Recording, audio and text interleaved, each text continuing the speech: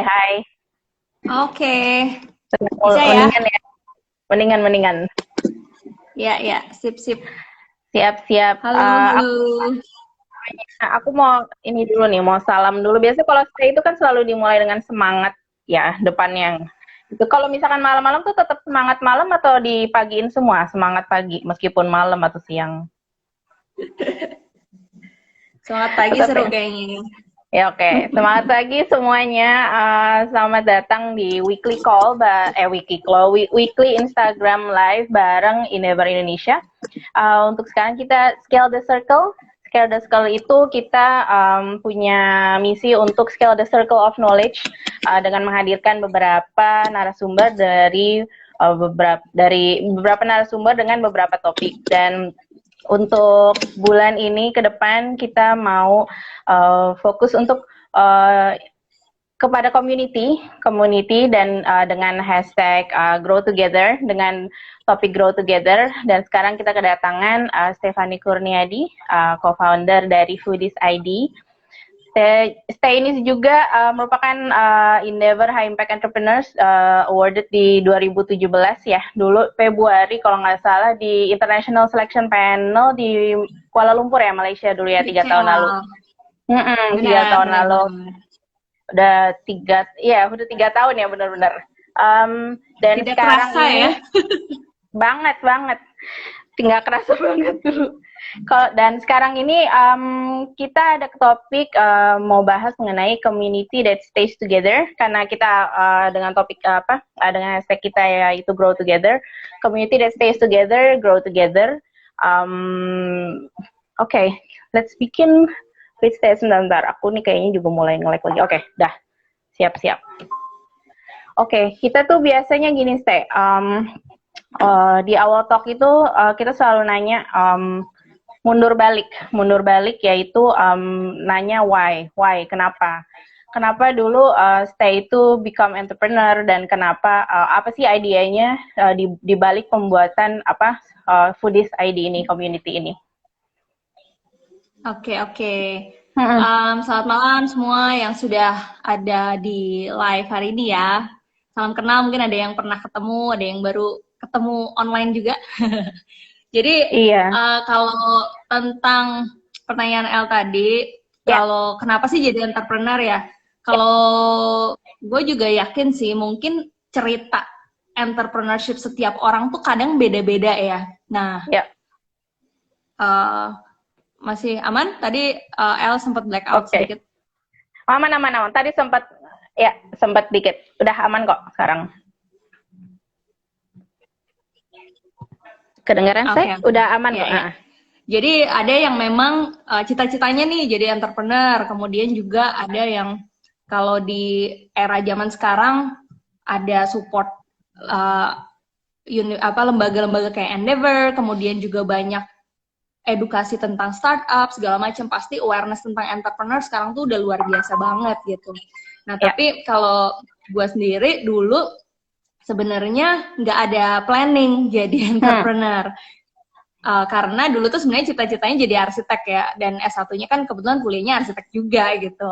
Nah, tapi kondisi dan takdir ternyata berkata lain. Jadi dari waktu gue di sekolah dulu sebetulnya ada kondisi masalah lah di perekonomian keluarga gitu ya. Jadinya mau nggak mau gue harus belajar lah untuk lumayan cepet putar otak untuk yang namanya cari pendapatan sendiri gitu. Jadi sebenarnya udah dari SMP sih udah mulai mungkin kan nggak kenal ya yang namanya entrepreneurship tuh kayak apa, tapi sebenarnya gue sih yakin setiap orang tuh sebenarnya punya kemampuan untuk menjadi entrepreneur gitu. Hanya saja dia dapat inspirasi atau kondisi atau seperti apa. Nah, akhirnya belajarlah cari uang gitu ya, bikin bisnis dari SMP, SMA, kemudian pas kuliah juga gitu.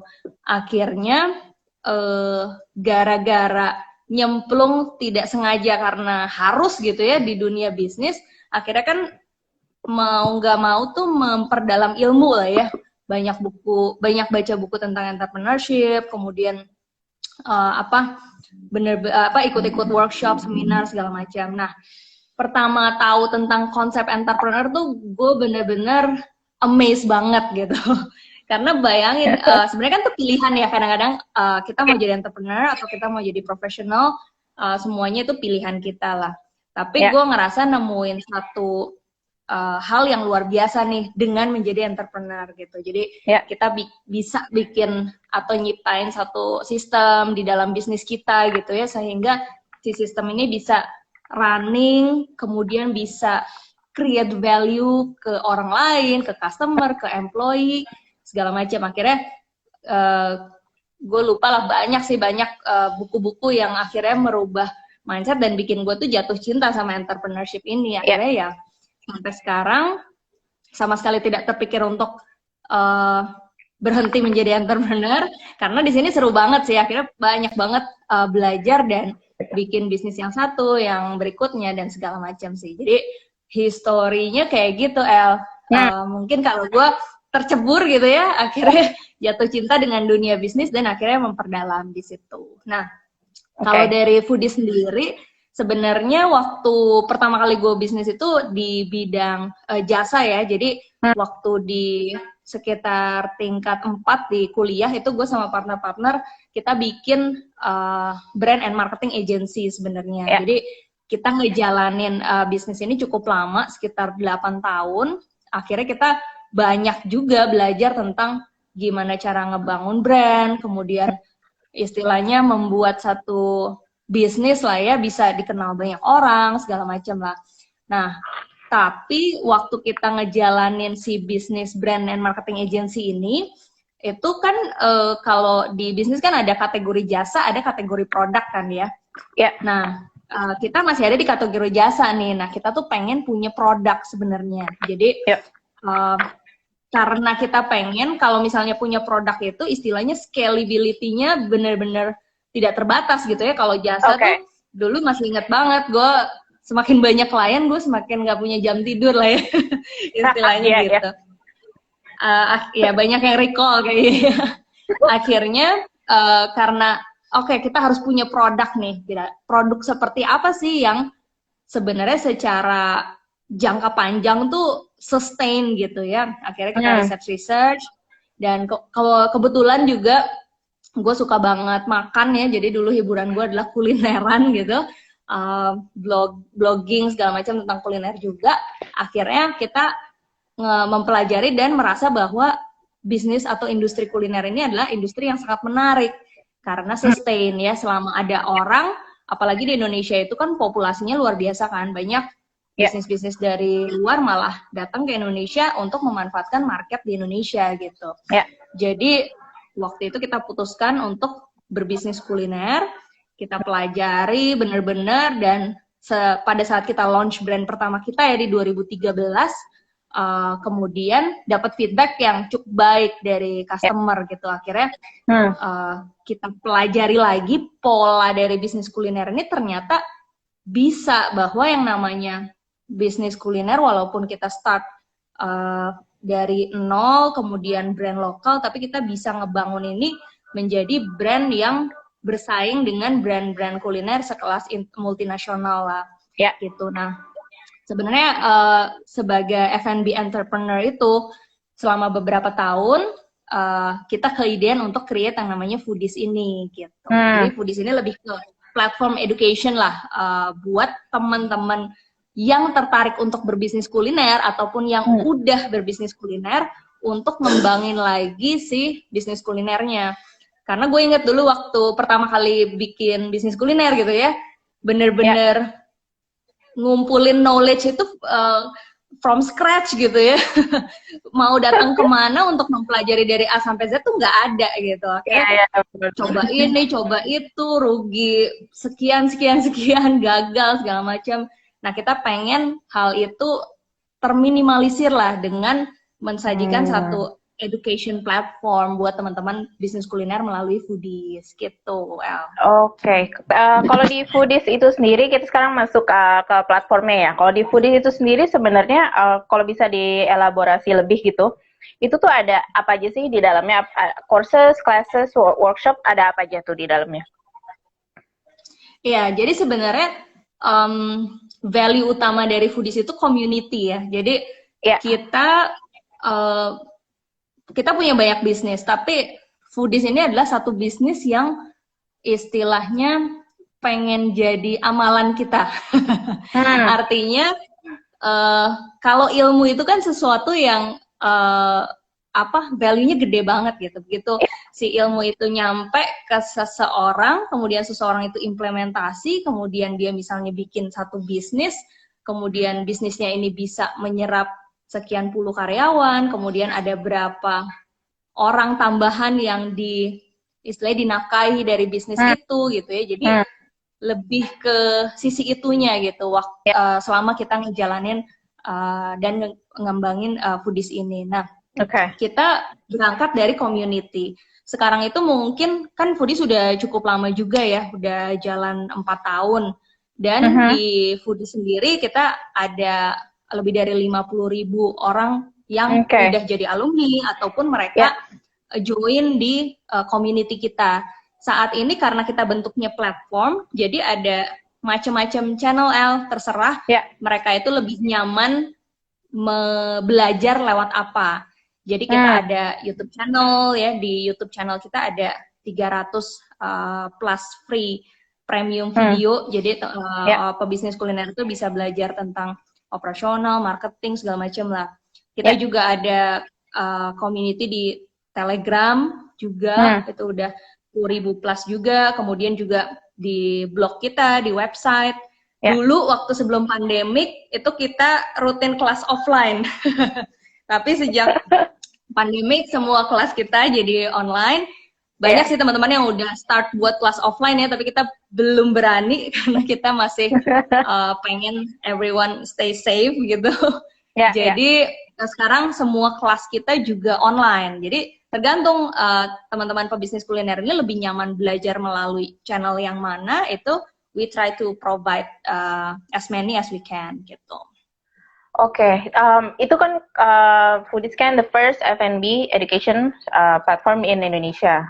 Nah, kalau kita ngomong education itu di dalamnya itu apakah orang yang masuk itu ada selection process-nya kah atau gimana nih? How do people join the platform?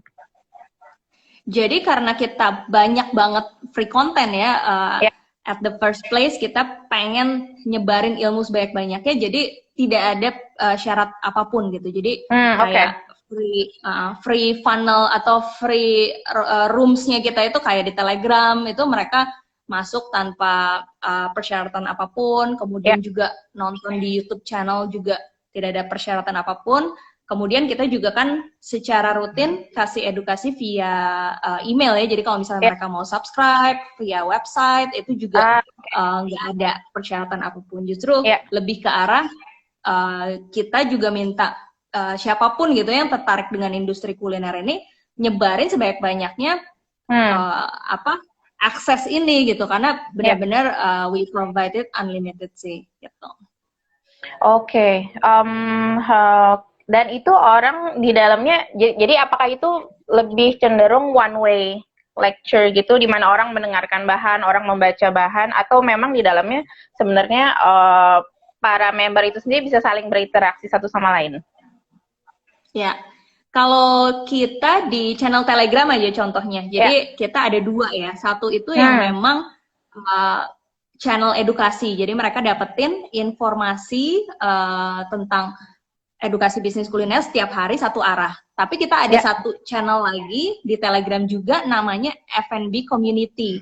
Jadi kalau di F&B Community ini juga 2 arah. Artinya sebenarnya kita nggak lebih ke arah mereka belajarnya hanya dari mentor-mentornya aja gitu. Tapi justru dari setiap pebisnis kuliner ini kadang memang jadi saling belajar gitu ya.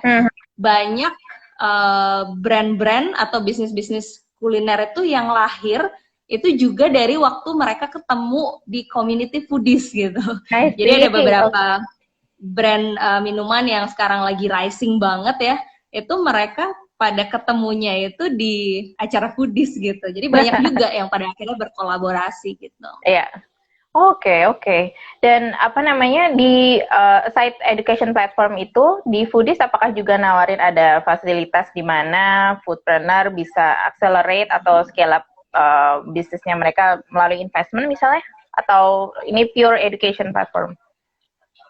Sejauh ini kita pure education platform, tapi sebenarnya di setiap activity kita itu kan kita memang lebih ke ekosistem ya. Jadi para pebisnis kuliner ini bisa mengakses nggak hanya misalnya kayak pain points-nya si pebisnis kuliner ini kan rata-rata kita bisa name it like 1 to 5 lah ya. Satu tuh dari sisi sourcing misalnya gitu ya. Nah itu kita banyak vendor-vendor yang ada di circle community-nya kita. Mereka bisa akses itu.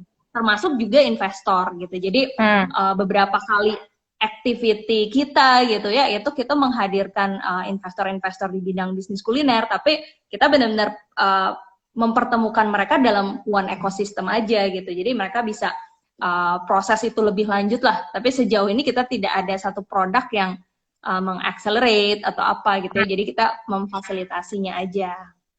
Oke. Oh ya, ini aku juga mau ngasih tahu ke teman-teman kalau misalkan ada yang mau bertanya silakan taruh di halaman komen. Oke. Oh, ini aku juga sambil buka situsnya. Sebentar, aku pengen nanya. Ada satu pertanyaan yang aku penasaran. Di sini kan ada yang namanya alumni ya. Alumni itu yang dimaksud alumni itu apakah graduate dari situ terus udah menghasilkan bisnis itu yang disebut alumni, or ada maksud lain? Kalau yang biasa kita sebut alumni itu mereka pernah ikut activity kita aja. Jadi kalau activity kita kan ada, waktu kita offline kita ada workshops ya. Jadi ada workshops offline. Kemudian kalau sekarang itu kita produknya itu lebih ke arah e-course satu. Kemudian kita ada online class. Jadi kalau online class itu live ya. Jadi kayak dalam waktu dekat nih kita ada Foodies online class yang membahas tentang gimana caranya misalnya kayak ibu-ibu di rumah gitu yang udah punya bisnis kecil-kecilan itu men-scale bisnis mereka gitu supaya bisa punya market nasional segala macam. Nah itu online class, itu sifatnya live. Jadi mereka bisa bertanya langsung ke si narasumbernya. Tapi kita juga punya e-course, kemudian juga kita punya kayak semacam supporting knowledge lainnya ya, kayak e-book, kemudian kayak dokumen-dokumen yang bisa di-download untuk mensupport activity mereka. Jadi kayak misalnya kadang-kadang kan bingung gimana ya cara bikin forecasting bisnis gitu. Nah itu kita punya Excel yang mereka bisa dapetin, kemudian mereka bisa edit-edit. Pokoknya kita coba untuk mensupport si bisnis-bisnis kuliner mereka ini supaya bisa berjalan punya cara-cara untuk bisa grow dan scale gitu. Oke, kita juga penasaran nih. Maksudnya ini kan community-nya itu kan gede banget ya.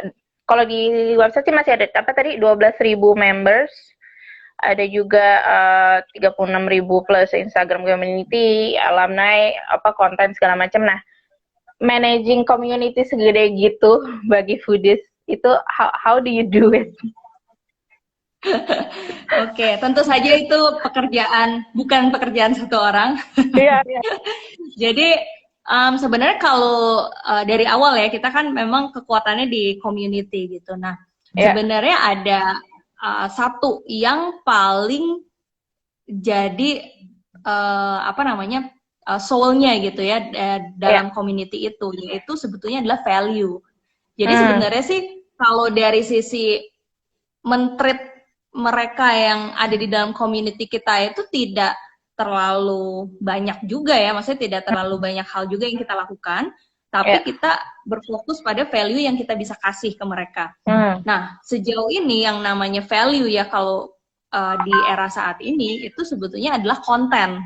Jadi they will stay with us as long as we give value kan ke mereka gitu. Nah, karena kita adalah platform edukasi, jadi lebih banyak kita itu selalu fokusnya ke konten apa lagi ya yang memang saat ini dibutuhkan. Kayak misalnya nih kemarin waktu pandemik itu berasa banget. Jadi waktu di awal-awal yang namanya PSBB, kemudian semua orang harus work from home segala macam, itu yang namanya bisnis kuliner itu kena banget gitu ya, karena sebelumnya banyak yang model bisnisnya itu kan offline kan, jadi store base, mereka harus tutup ya, mau nggak mau kan harus tutup. Nah, di beberapa minggu pertama di pandemik ini bener-bener yang namanya si community ini dengan Foodies sebagai fasilitator ini bener-bener kita tuh nggak cuma sekedar apa namanya bikin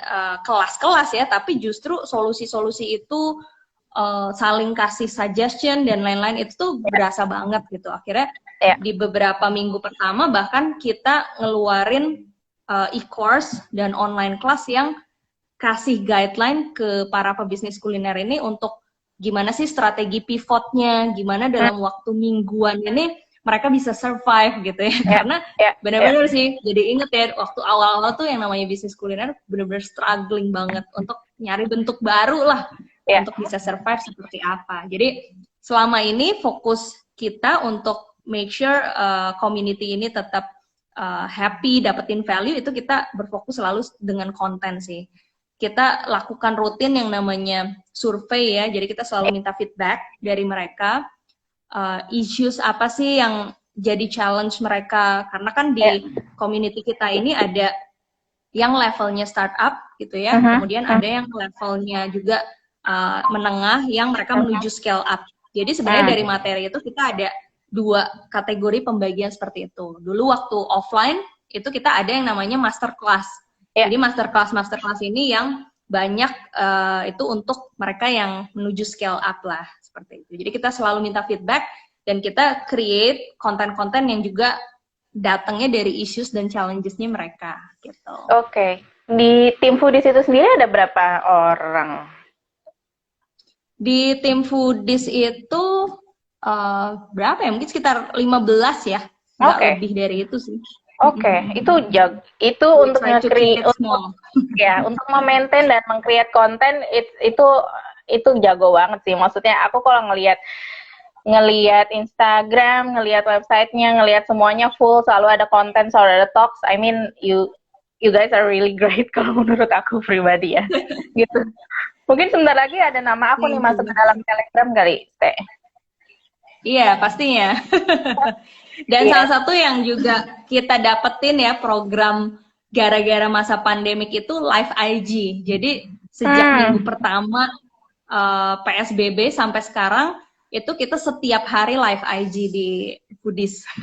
Jadi itu juga ngegali banget ya, maksudnya gara-gara program itu pun akhirnya dari yang dulu kita kolaborasi paling 2 bulan sekali gitu ya sama pihak-pihak luar, tapi gara-gara kita punya program live IG ini kolaborasi itu jadi banyak gitu, karena mau nggak mau kan kita selalu invite ya orang-orang yang bisa support di ekosistem kan, untuk bisa sharing di kita juga gitu, karena di bisnis kuliner supporting ekosistemnya itu banyak ya, dari mulai kayak buzzer, kemudian bahkan arsitek yang mereka punya spesialisasi ngerancang resto, kemudian juga ada dari sisi legal. Jadi ya itu, ini jadi inspirasi kita untuk ngelengkapin si ekosistem kita gitu. Oke, dan aku juga kalau ngelihat bahan-bahannya emang tadi yang Stay itu bilang, aku kan di awal juga pikir kalau misalkan di Foodies ngomongin makanan aja gitu, tapi aku nggak lihat aspek lainnya bahwa tadi ada arsitek yang ngomongin mengenai rancangan restoran, legal ngomongin tentang dibalik itu semua gitu. Jadi para narasumber itu sendiri sebenarnya basically juga part of the Foodies Foodies Network juga kan ya, berarti ya? Benar. Kayak contohnya yang sekarang sangat-sangat dibutuhkan pebisnis kuliner tuh knowledge di digital, karena gara-gara pandemik ini kan kayak sebelumnya orang masih punya pilihan gitu ya, dia mau go digital atau enggak, atau dia 50-50. Tapi sekarang itu salah satu syarat bisnis kuliner itu bisa running, bisa dapetin lagi angka salesnya itu adalah harus yang namanya go digital itu. Jadi kita banyak banget lagi provide knowledge di situ ya. Gimana biar walaupun bisnisnya lokal, tapi secara infrastruktur untuk support digital, kemudian dari sisi IT yang sederhana lah ya, kayak POS kan banyak banget yang udah user friendly dan easy to use. Nah itu kita masukin sebanyak-banyaknya support system untuk di area itu sih, yang berasa banget ya selama pandemi ini. Ya.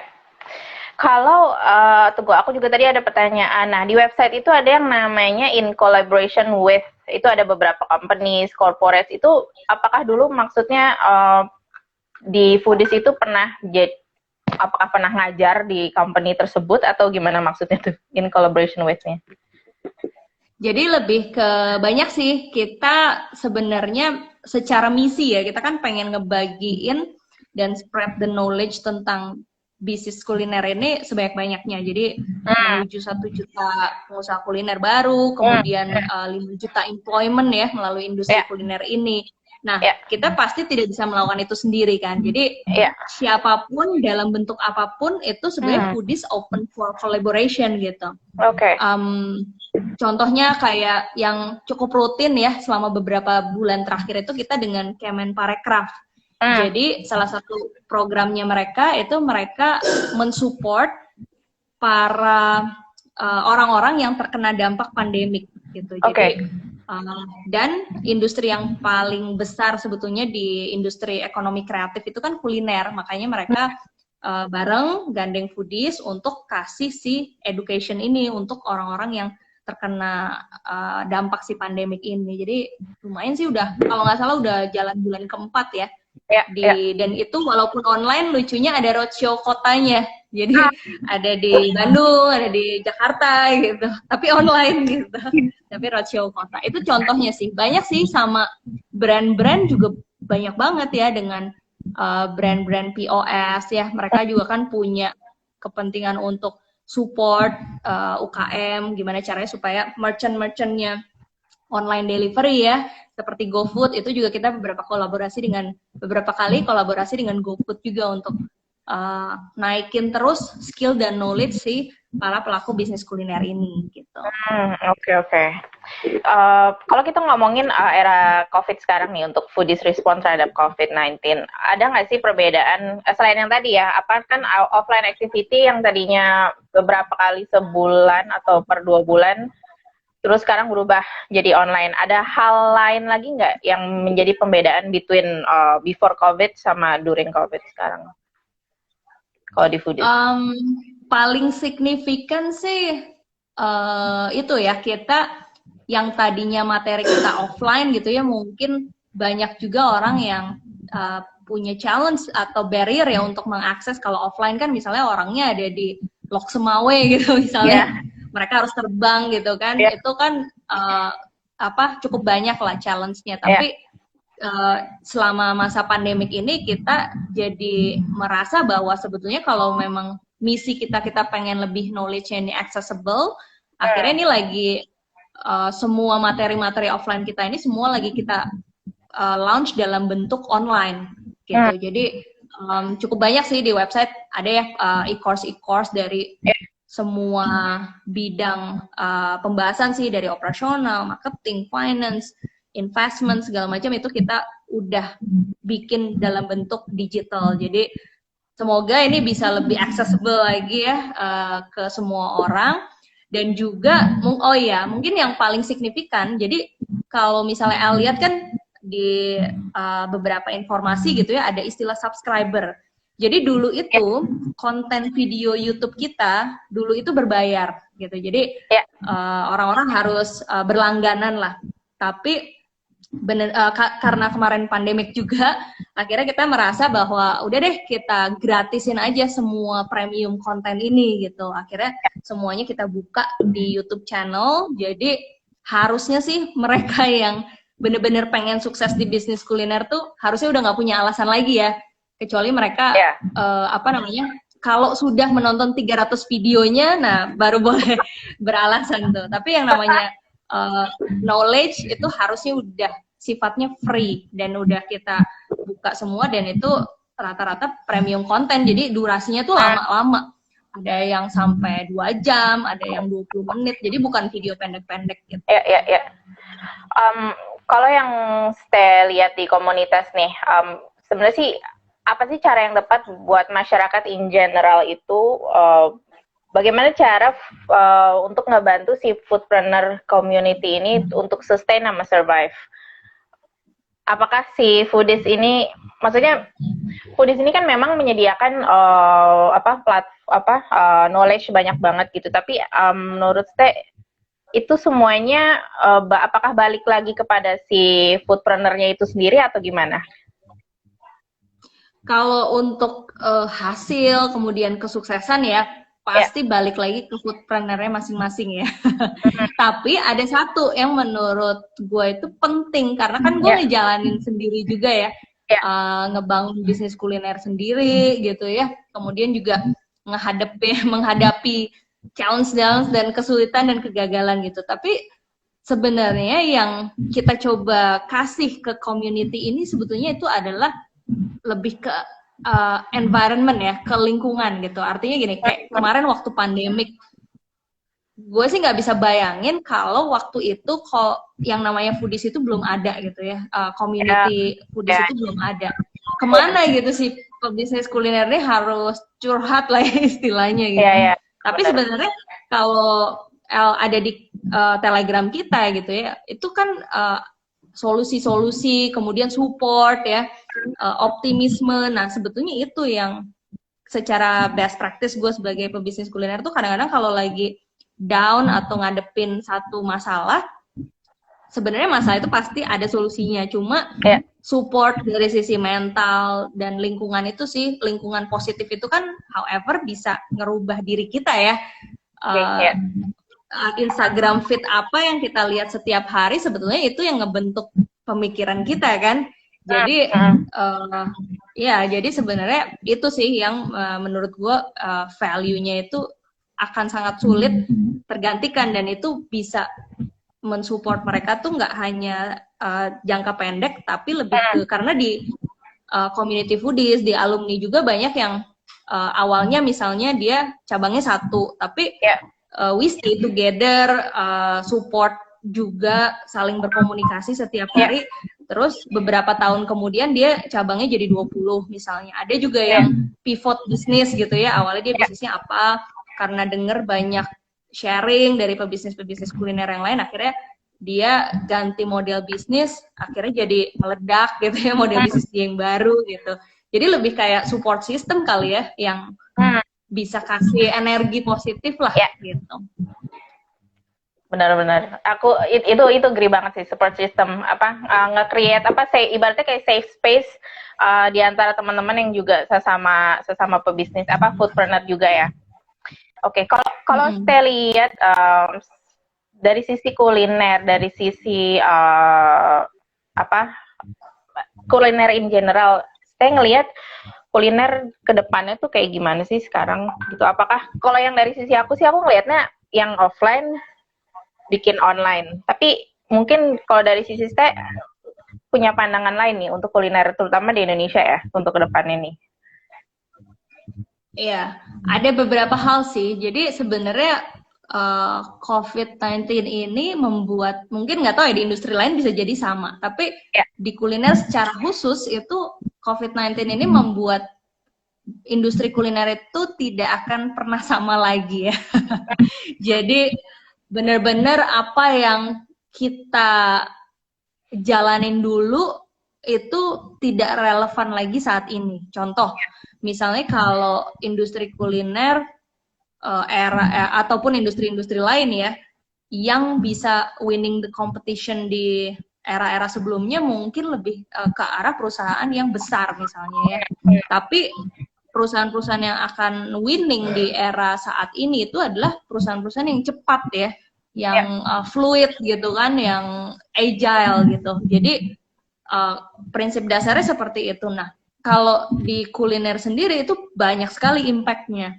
Contohnya kalau kayak tadi yang gue bilang, digital itu sekarang itu udah bukan lagi opsi, tapi udah jadi syarat lah istilahnya. Kita harus punya knowledge gimana caranya utilize digital untuk bisa bikin model bisnis yang sustain. Artinya kalau dulu nggak ada online delivery, mungkin masih bisa hidup karena traffic offline-nya ada. Tapi kalau kayak sekarang nggak ada online delivery, mungkin sales-nya bener-bener bisa rata dengan tanah kali ya. Jadi itu kayak bukan opsi, itu jadi kayak seharusnya. Kemudian di luar negeri kan konsep ghost kitchen itu udah lumayan lama ya. Sebelum pandemik lumayan tumbuh. Ya, tapi secara grafik nggak benar-benar meroket. Tapi gara-gara pandemik itu yang namanya bisnis model ghost kitchen itu popularitasnya itu udah luar biasa naik beratus-ratus%. Karena sekarang orang punya dapur di rumah atau dapur di kosan aja, sebenarnya dia bisa berbisnis kuliner gitu. Kalau dia mau mempelajari kan, seperti apa nih model bisnis ghost kitchen seperti itu. Jadi secara bisnis model itu yang namanya digital itu udah jadi satu keharusan. Nah, kemudian bukan berarti bisnis model yang offline ini berhenti ya, karena kelihatan juga udah dalam beberapa bulan terakhir itu sejak udah nggak PSBB gitu ya, dan kita juga tidak menyangka juga ya bahwa masyarakat Indonesia responnya antusias itu untuk keluar rumah gitu. Jadi sebenarnya banyak bisnis-bisnis kuliner yang offline pun sekarang salesnya udah kembali normal gitu. Jadi sejauh ini dan termasuk saya juga ya, ataupun beberapa pebisnis kuliner lain juga yang walaupun di kondisi pandemik ini kita launching brand baru pun juga banyak yang dapat feedback positif gitu. Tadi selama kita adjust si bisnis modelnya ini combine dengan yang namanya digital. Nah, kemudian juga yang sangat berubah signifikan adalah dari sisi model bisnis itu capex. Jadi karena ada pandemik ini sebenarnya si pebisnis kuliner ini cukup kena tamparan keras nih. Artinya bisnis-bisnis yang visible itu adalah yang secara capex atau modal itu kecil, tapi opportunity-nya besar gitu. Jadi mungkin kalau gue lihat sih beberapa bulan atau beberapa tahun ke depan pasti akan lebih larinya ke model bisnis yang modalnya kecil tapi opportunity-nya besar, karena si faktor X-nya itu kan si online dan digital itu kan gitu. Oh ya, dan satu lagi sih, ekspektasi customer di kuliner itu ya udah pasti sekarang food safety ya. Jadi benar-benar harus akomodir sih semua protokol dan lain-lain yang seperti itu. Oke. Kalau sebagai seorang, ini kita ngomongin stay as a leader sama entrepreneur.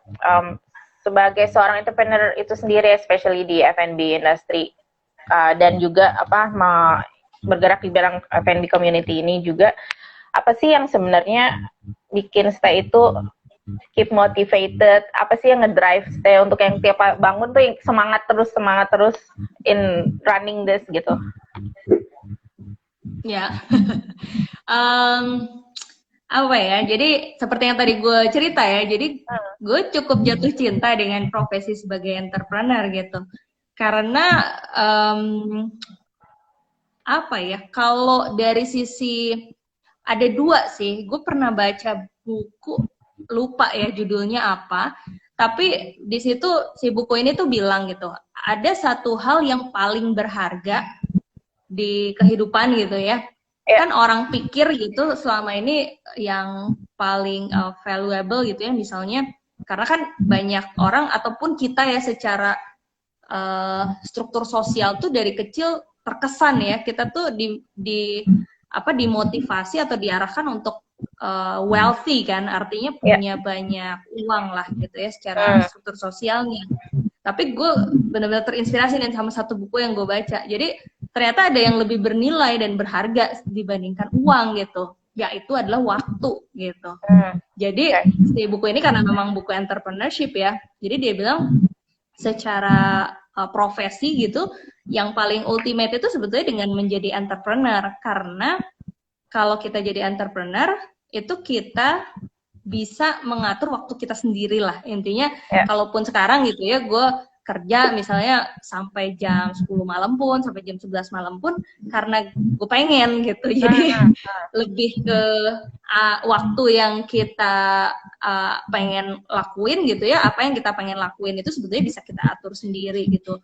Kalau misalnya kita punya goal gitu, bener-bener udah nggak bisa nyalain orang lain gitu, karena kita entrepreneur kan. Jadi ya harus, kalau kita cuma grow segini-gini aja ya berarti salah gue. Kalau gue bisa sukses banget juga ya berarti karena gue bekerja keras gitu. Jadi lebih ke arah situ sih. Jadi karena mengingat terus hal itu, jadi sebenarnya selama gue jadi entrepreneur itu setiap hari gue berasanya nggak lagi kerja, jadi lagi have fun aja, lagi main, lagi excited ya, karena setiap tahapan dari bisnis itu punya tantangan dan excitementnya sendiri-sendiri gitu. Jadi dari satu level ke level lain, gimana ya cara solusiin ini gitu. Dan sebagian besar sih gue temuin itu dengan lihat entrepreneur lain gitu ya. Oh keren ya sih ini, baik di dalam negeri ataupun di luar negeri ya. Kayak misalnya Endeavor itu mempertemukan gue dan entrepreneurs lain itu dengan entrepreneurs yang luar biasa inspiring banget kan. Banyak tuh, wah ketemu sama Mbak Noni misalnya ya. Gila ini mupeng banget lihat bisnis dia yang bener-bener luar biasa gitu ya, bisa punya value yang luar biasa banget buat customer, buat employee-nya gitu. Jadi kayaknya tiap hari selalu menyenangkan sih karena ada excitement sendiri gitu. Oke. Kalau dari pengalaman, seluruh pengalaman stay dalam leading, menjadi leader, itu hal apa sih yang paling susah? Paling susah ya. Pada akhirnya sih gue ngerasa yang paling susah itu nge-handle diri sendiri ya kayaknya. Oke. Gimana tuh maksudnya? Karena apa ya, kayak pastilah ya setiap orang itu kayak punya kesulitannya itu ujung-ujungnya tuh bottleneck-nya di diri dia sendiri gitu. Misal gitu ya, gue tahu kalau 1 minggu gue ngabisin 1 buku, itu gue pasti dapat knowledge atau inspirasi yang bayangin aja ya kayak another EE ya gitu ya. Gue suka geleng-geleng kepala aja kalau lihat postingannya Fajrin ya. Aduh, baca buku udah beres lah ini, buku kesekian puluh nih. Aduh, apa kabar dengan gue gitu. Ya itu ya, challenge-nya tuh pasti balik-balik ke diri gue sendiri. Aduh, kapan gue menyelesaikan sebuah buku gitu ya. Sekarang gue nontonnya YouTube terus gitu. Terus ya itulah, selalu baliknya ke diri gue sendiri. Terus kayak misalnya ngelihat banyak entrepreneurs lain juga aktif gitu ya, ketemu atau networking segala macam gitu. Kadang-kadang kita pasti ada challenge di diri kita sendiri yang harus di conquer gitu ya. Tapi mostly challenge terbesar gue adalah diri gue sendiri sih. Gitu. Jadi kalau kita ngomong-ngomong soal buku nih, kan ada ini nih, asik. Itu saya feelingnya gimana nih setelah selesai menyelesaikan, bukan baca buku tapi setelah selesai membuat buku, how do you feel and respon orang-orang tuh gimana nih so far setelah ini di launch?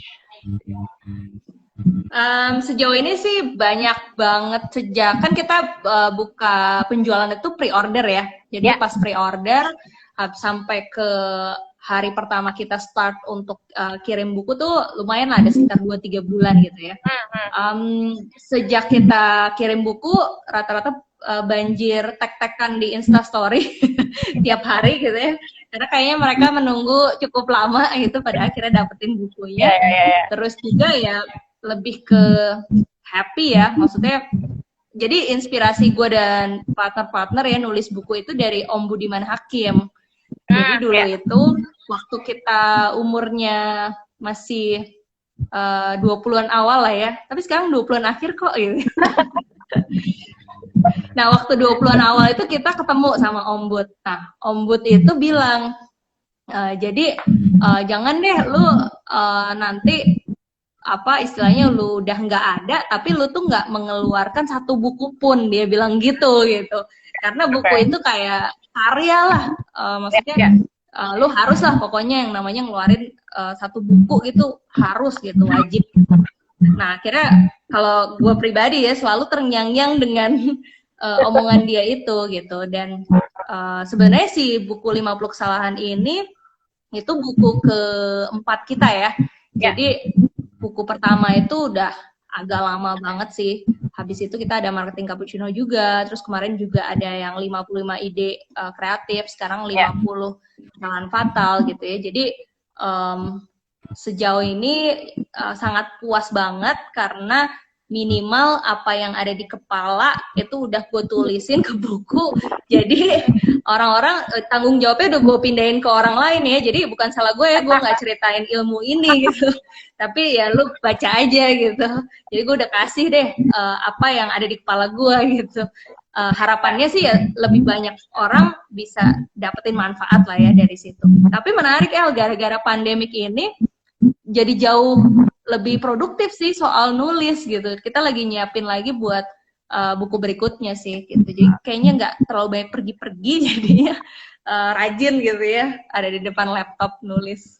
Ditunggu banget ini buku yang berikutnya. Aku sih belum selesai baca, cuman kalau yang aku lihat memang ini karena saking apa ya, cara gaya berbahasanya juga ringan dan apa namanya nggak yang berat banget sampai dan semua orang tuh bisa at least bisa ngerti lah di dalam ini. Emang benar salah sendiri kalau lo nggak baca, yang penting udah gue tuangin ini isi kepala di dalam buku. Iya. Emang bacaannya itu kan tujuannya kita buat yang orang yang belum berbisnis kuliner juga, sama yang mereka itu nggak hanya di kota besar gitu. Jadi kita secara istilah-istilah tuh benar kita coba semaksimal mungkin sederhana supaya orang-orang yang mungkin tidak familiar dengan bahasa Inggris atau istilah-istilah bisnis yang juga terlalu rumit tetap bisa relate lah. Ya, kalau dari sisi saya ngelihat foodies ini 5 tahun ke depan tuh apa sih sebenarnya? Harapannya sih, harapannya simple sih. Jadi yaitu kita pengen create new 1 million F&B entrepreneurs dan kita bisa kontribusi 5 juta employment ya di industri kuliner. Harusnya dengan hal seperti itu bisa tercapai, pengennya bisnis kuliner itu benar-benar jadi opsi profesi ya. Jadi kita juga lagi persiapannya untuk launching online kampus gitu. Jadi kalau misalnya kayak dokter, orang mau jadi dokter, itu udah ada sekolahnya. Orang udah tahu lah harus kemana kalau misalnya dia mau jadi dokter gitu. Tapi kalau orang mau jadi pebisnis kuliner, nah dia harus kemana gitu ya. Untuk benar-benar mempelajari ilmunya supaya nggak hanya company-company multinasional ya yang bisa kasih